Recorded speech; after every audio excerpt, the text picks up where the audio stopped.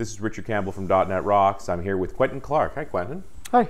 So here at Connections, and you just came out of your keynote. How did it go?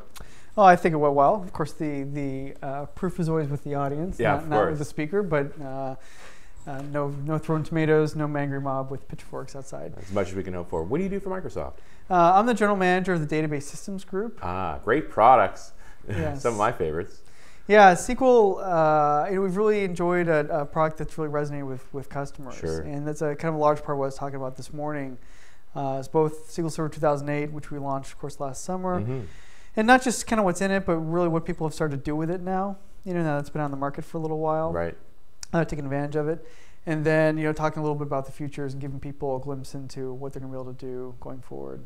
And of course, there's been lots of buzz around Kilimanjaro, but that's really an analysis services side feature, right? Well, it's a BI-focused release, certainly. Okay. And, we haven't named it officially because we're not sure exactly what to name the release, but it's mostly aligned time-wise with Office, so that there's an integrated BI offering that goes all the way down to the user experience, the end user experience, and what I refer to as closing the last mile of BI, right? It's sort of like the internet infrastructure. It does no good to get the fiber to the end of your street.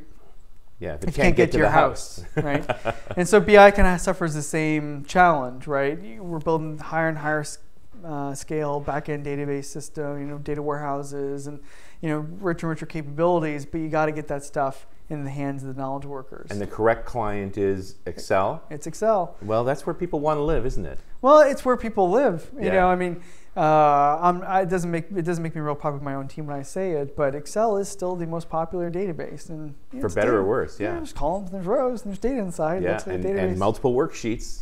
That's their fault. They made all of that. We've got all this infrastructure that people use. Yeah, and it's for the average knowledge worker, they're familiar with that tool. They know how to use it. There's power users of Excel that are very versed in how to get great capabilities out of Excel. And so for us to plug the last mile of BI into that infrastructure, of course, is going to be very, very powerful. Now, I don't think we can leave 2008 alone, because I think there's really been some key features you brought to the forefront. And then spatial data, for me, has been the one that people are just going nuts for. The potential, just making it so much simpler to use addresses as locations, not just as straight up address data. Are you seeing some great apps? Like, what are people building with spatial data? Well, you'd be surprised. We're kind of seeing two different dimensions of the use of spatial. One is around the geographic location aspect of it, and the other is just around 2D geometry data. Right. Yeah, and those are hard to get your head around because they're very domain specific and all that stuff. The address, the sort of geo globe side of this, is the kind of applications you sort of expect, in terms of people taking data they have and converting it into spatial data, right? Because they already have an address. They have a lot of data. They have a lot of data already. Converting into spatial data and then building different kinds of visualizations and analysis on top of that data. So we did.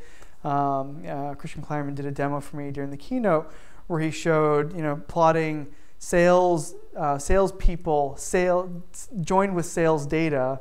On a map, and it gives you this just very different, realization of what's going on with your business. So we're seeing a lot of uptake on that. It's funny that you mention it because spatial is one of my sort of favorite children, if you will, of the release, because I strongly believe in this beyond relational mission that we have to take the power of the relational database and bring it beyond just integers and strings, but make it available to any kind of data that's out there. And the uptake we're seeing in spatial. It just feels good to see people seeing that same value. Yeah. And I know I've talked to a few folks on .NET Rocks around the geometric data, where the geospatial stuff, it's all world based, and how do we stick stuff on a sphere.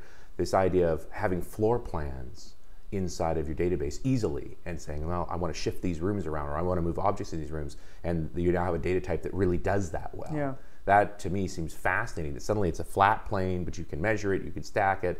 I think we're going to end up with some important applications. I could see CAD apps now using SQL to store their data rather than a binary data type.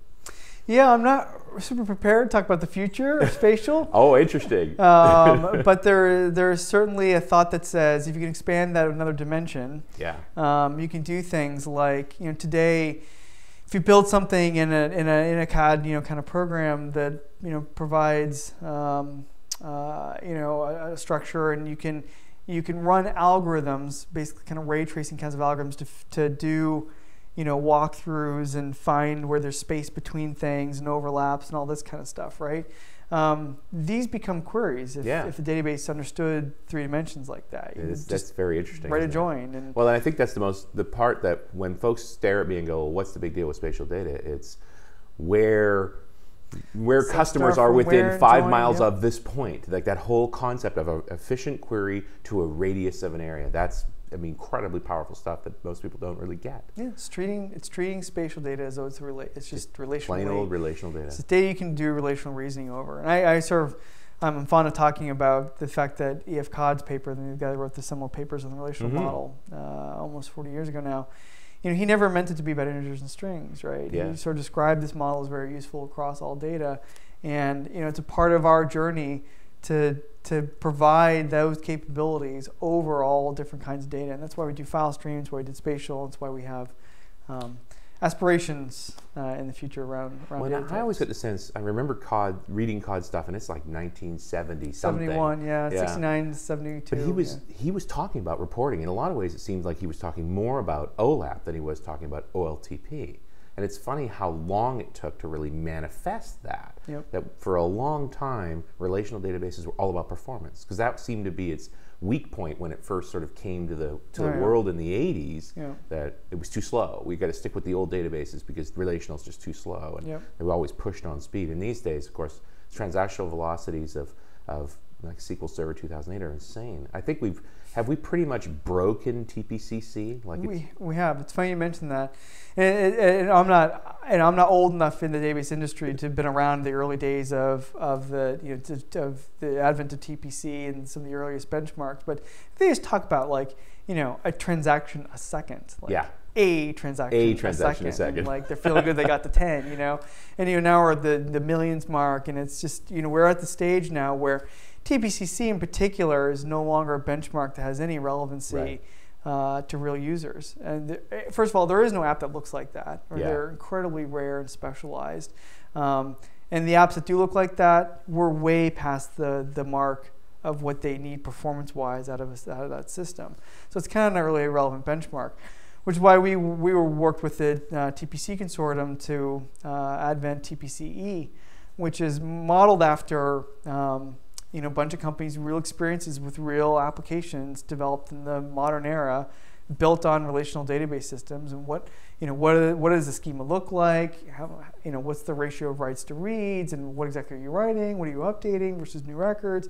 It's just a very different benchmark that's based on what happened to the industry in terms of what people actually did. How we actually used our databases going forward. Yeah, so we're pretty excited about TPCE, and that's of course a new benchmark and a new place for us all to kick the tires around. But we think it's a lot more reflective of what a system may actually do for someone really using a database. Sure, and we can actually do some reasonable benchmarks. But I find it fascinating. And generally, when I look at these numbers, I just go, okay, this can obviously scale more than you will ever need. Yeah. The answer is yes. We have lots. It's just a question of how much money you want to spend. Yeah. But I also thought, I remember back in the early days of these tests when Microsoft first came in, and we finally started seeing this concept of scale reducing the cost per transaction rather than increasing the cost per transaction, because it was like that for a very long time. Yeah, well, because when it's just pure, when raw performance was the only thing people were worried about. And there's a place where you tip over and you say, okay, everyone can get to the performance that's in reality necessary. Right.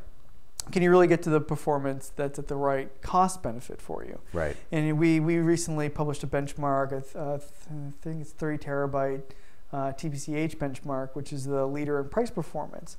And it's not the absolute leader in performance, but at the 30 terabyte data set size, we don't think that's we're above the performance in terms of can I get the answer to my business question in the time I need it? Yeah, we're way past that mark.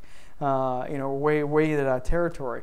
Now it's really, can you afford to build the system you can get the right return on investment in building the capability to answer those questions at all?